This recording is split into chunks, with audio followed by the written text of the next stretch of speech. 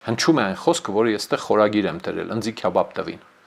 Մեր Մալոյան Կագոյին հիշեցի, Գյումրու թատրոնի մեր շատ սիրելի արտիստը, որը Ամերիկայում է, մանրապատում ուներ, այն ցուրտ տարիներին էր նկարած, Փնջոկովի օրագրից էր կոչվում այդ մանրապատումը,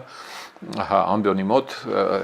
ռուսական ականջներով գլխարկը կամ չգիտեմ, զինվորական, ասենք ռուսական ըստ երևույթին, գլխին դրած բանը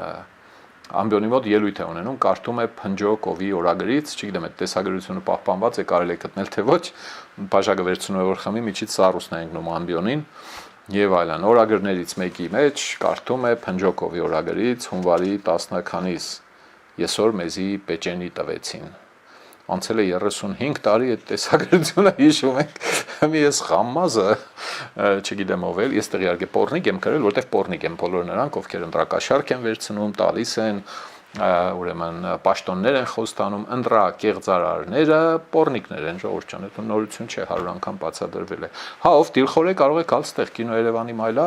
Մադոյան եւ Գորկու փողոցների խաչմերուկ։ Ինչքան դժգոհ մարդ կա այս խորատեկից Լենուպոլ կարող է գալ ստեղ եւ տեմերես կասեմ ես իրենց էլի։ Հա, այս Ղամազը ասում է ընձի բանը քյաբաբ տվին էլի, գնացել է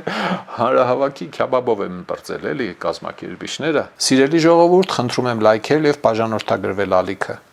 Դրանով դուք կնպաստեք, որ հաղորդումներն ավելի շատ մարդ տեսնի։